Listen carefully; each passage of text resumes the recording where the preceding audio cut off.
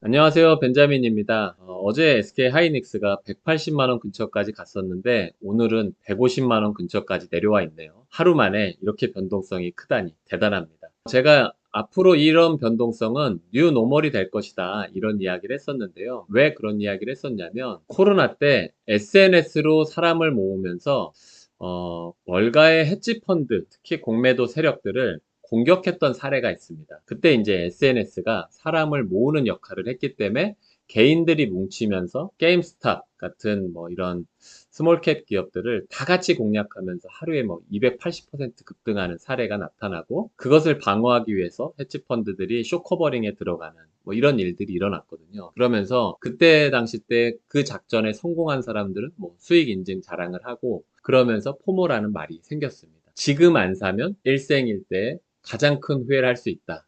이런 이야기들이 미국 내에서 나왔던 거죠. SNS는 사람을 모으는 역할을 했고요.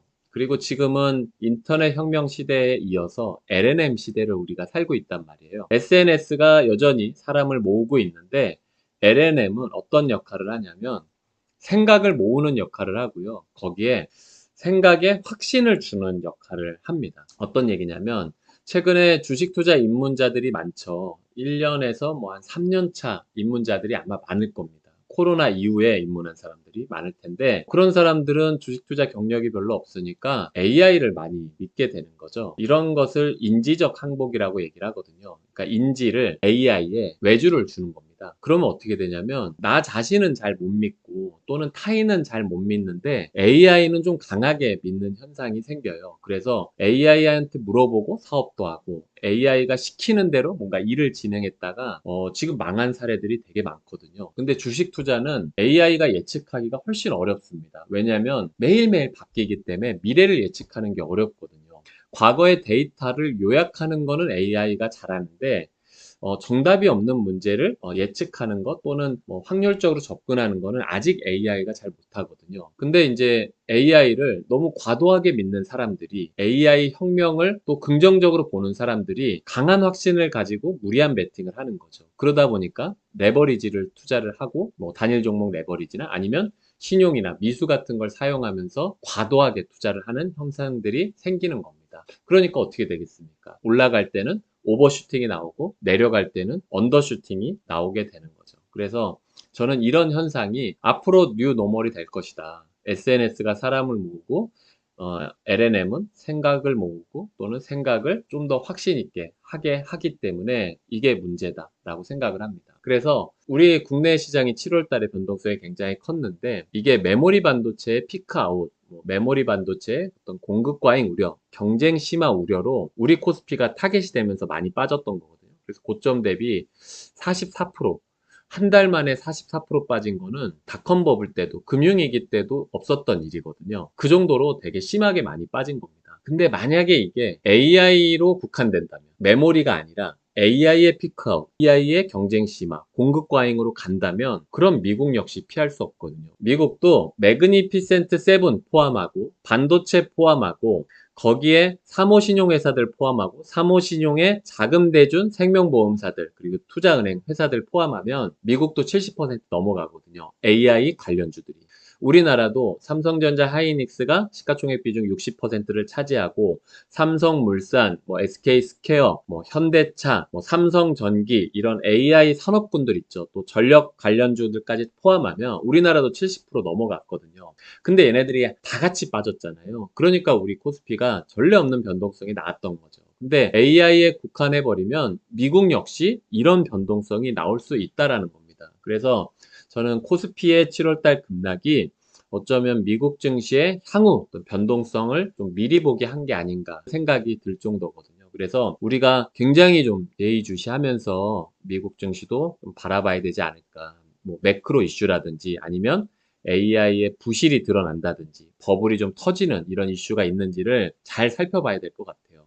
그리고 제가 생각하는 지금 시장의 가장 큰 문제는 바로 이건데요. 지금 AI 산업군들이 너무 많아요. 미국도 그렇고 일본도 그렇고 우리나라도 그렇고 중국도 그렇고 대만도 그렇습니다. 그래서 과연 지금 시대가 분산 투자가 가능한 시대인가 생각을 해보면 저는 불가능하다 보거든요. AI 산업군을 제외하고는 어떤 종목이 성장하지? 또는 어떤 종목이 미래가 있지? 이런 걸 봤을 때 AI 말고는 답을 할 수가 없어요. 왜냐하면 AI 피해 업종들이 너무 많잖아요. AI 산업 자체가 파괴적인 혁신을 갖고 있는 거 아닙니까? 그래서 어디가 승자가 될지 모르는 종목에 지금 우리가 다 같이 투자를 하고 있는 거예요. 그 중에 하이퍼스케일러가 될 수도 있겠죠. 그래서 하이퍼스케일러 중에서 승자가 나타나게 되면 승자 독식을 할 거야 하는 기대감으로 다 같이 지금 올라가고 있는 거거든요. 물론 AI 산업군 내에서 승자도 있고 패자도 있을 건데 아직 정해질 게 없다 보니까 지금 다 같이 긍정적인 밸류를 받고 있는 거거든요. 그러다 보니 AI 산업군 내에 자금이 몰려가고 BAI 산업군에는 관심이 없는 그런 현상이란 말이에요. 그리고 전 세계 경제가 AI에 의존하고 있다는 게 문제거든요. 미국 역시 AI에 의존하고 있고 우리나라 역시 대만 역시 일본 역시 중국 역시 AI에 의존하고 있다는 게 문제라는 겁니다.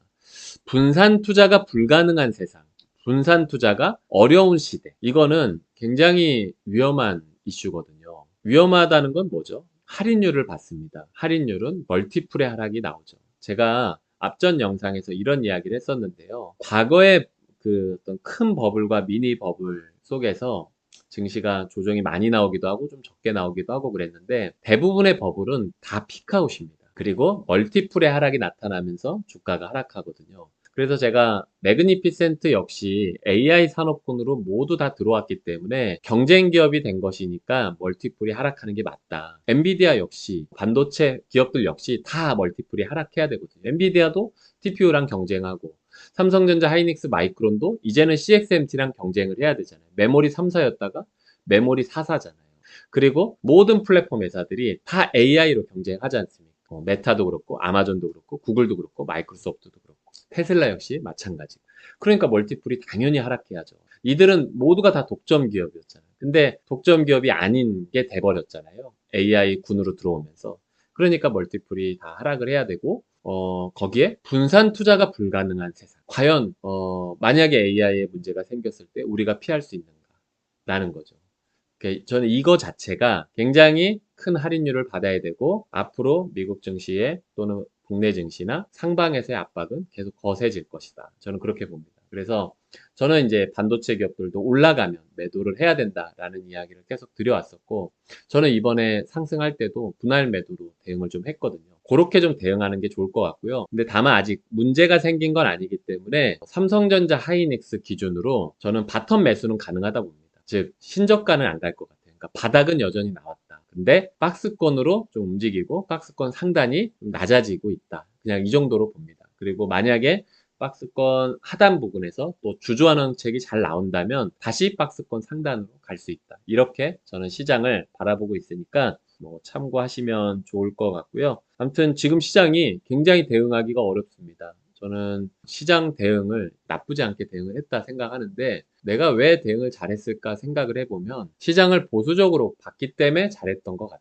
시장을 만약에 좀 낙관적으로 봤다면 올라갔을 때 팔지 못하겠죠. 그리고 또 좀 비싼 가격에 매수를 하겠죠. 낙관적으로 보기 때문에. 근데 저는 보수적으로 봤기 때문에 좀 저렴할 때 살 수 있었고 그리고 좀 올라가면 또 매도를 할 수 있었던 것 같습니다. 그게 이번 시장의 좀 대응 비결이지 않나.